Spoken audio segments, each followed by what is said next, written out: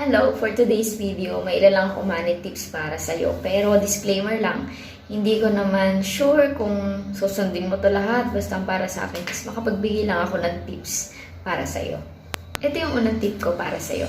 Don't bring your money with you. Kasi alam mo ba, na kapag dala mo yung pera mo, kapag umaalis ka ng bahay, hindi mo mapipigilan yung sarili mo na gumastos. Kaya mas maganda kapag aalis ka ng bahay, papasok ka ng trabaho, dalhin mo lang kung ano lang yung magagastos mo for that day. Dalhin mo lang kung ano lang talaga yung budget mo para sa araw na yun. Pangalawa is cook at home. Alam mo ba na kapag nagluluto na lang tayo ng kinakain natin, mas nakakapagtipid tayo. Kasi kung bibili ka pa ng pagkain sa labas, like sa mga fast foods, mahal pa yan, mas mapapamahal ka pa. Bili ka ng iluluto mo na lang sa bahay. Ikaw naman papasok, o di magluto ka ng babaunin mo para at least hindi ka na bumili sa labas. Malaki talaga yung matitipid kapag nagluluto ka lang sa bahay. Pangatlo, buy groceries on public market instead of malls kasi mas maganda na sa mga public market ka na lang bumibili. Bakit? Kasi mas mahal yung bilhin sa mga malls kaysa sa mga public markets. Let's say, bibili ka ng 1 kilong ampalaya. Sa mall, ang halaga niyan, mga nasa 180, ganun.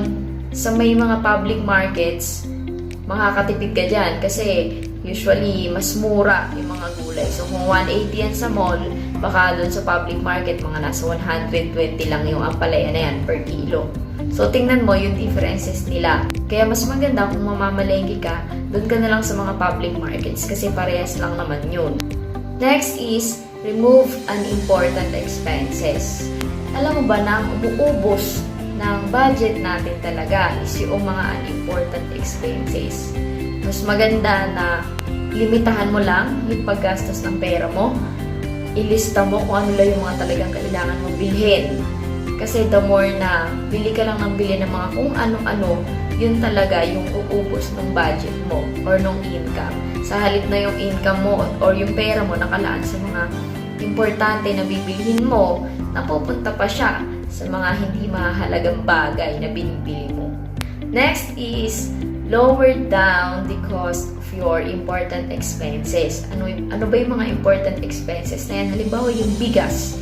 Instead na bumibili ka ng bigas na halagang 60 pesos per kilo, bumili ka ng bigas na halagang 52 pesos, ganun din yung lasa nun.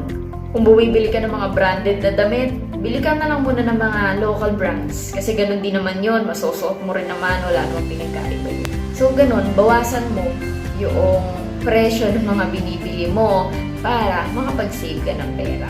Number 6, buy your own tumbler and bring your own water. Mas maganda na bumili ka na lang ng sarili mong tumbler saka magbaon ka ng tubig. Kasi kapag bumili ka sa tindahan, let's say 20 pesos yung isang bottled water, o di hindi ka lang naman isang beses umiinom sa isang araw, mas malaki yung matitipid mo. So, mas maganda magbaon ka ng tumbler, lagyan mo yan ng tubig, kahit 1 litro, 2 litro yan, at least, hindi ka nagagastos sa labas. Malaki yung matitipid mo. Ngayon, if you are not in the business naman, huwag kang bumili ng sasakyan kung maliit lang yung sweldo mo or yung kinikita mo. Ano yung kagandahan sa nagko-commute? Let's say, gagastos ka na dyan ng 20 to 30 pesos per day. So, 30 times 30, that is 900 pesos sa loob ng isang buwan. Kung may sasakyan ka, gastusan mo yan ng gasolina. Napakamahal ng gasolina ngayon. Let's say, 500 pesos per week na lang yung nagagastos mo. So, 500 pesos, i-times mo yan sa 4 dahil 4 weeks in a month. Yan ay 2,000 pesos. So, i-compare mo sa 900 na pang-commute mo, saka sa 2,000 mo na pang-gas. Ang tanong, gas lang ba ginagastos mo sa sasakyan mo? Gumagastos ka din dyan ng maintenance. What if masiraan ka ng gulong? Diba? Bayad mo sa mga parking lots. Kung wala kang mapag-parkingan, hindi naman basta-basta 20 pesos lang yung bayad sa mga parking lot. Nakita mo yung difference ng commuting at saka ng bibili ka ng sasakyan. So, payo ko sa'yo kung hindi ka nagne-negosyo, mas maganda mag-commute ka na lang muna. Kasi sa business, kung magtatayo ka ng sarili mong negosyo, yung car na yan, pwede kasi siyang maging asset. Ngayon, kung nagtatrabaho ka lang naman at yung sweldo mo lang sobrang liit, mag-commute ka na lang muna.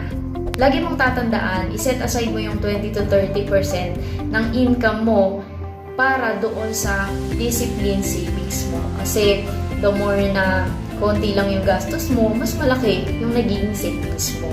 Kasi alam mo ba, ang nagpapahirap talaga sa atin, hindi naman talaga yung liit ng sinisweldo natin. Ang nagpapahirap talaga sa atin is yung ating bad spending habits. Ngayon, kung talagang magastos ka, sige, magastos ka, huwag kang mag-stick dyan lang sa tinatrabaho mo. Huwag kang mag-stick dyan lang sa income mo sa pagtatrabaho. Umanap ka ng side hustle, umanap ka ng extra income para at least masustain mo yung laki ng ginagastos mo. Di mas maganda kung meron kang trabaho, meron kang side hustle. Ngayon, kung mauubos yung budget mo dun sa income mo, di meron ka pang huhugutin kasi may extra income ka. So, yan lang naman yung ilan sa mga money tips ko sa'yo, lalo na kung isa kang nagsisimula sa pag-iipon. Ganyan yung gawin mo.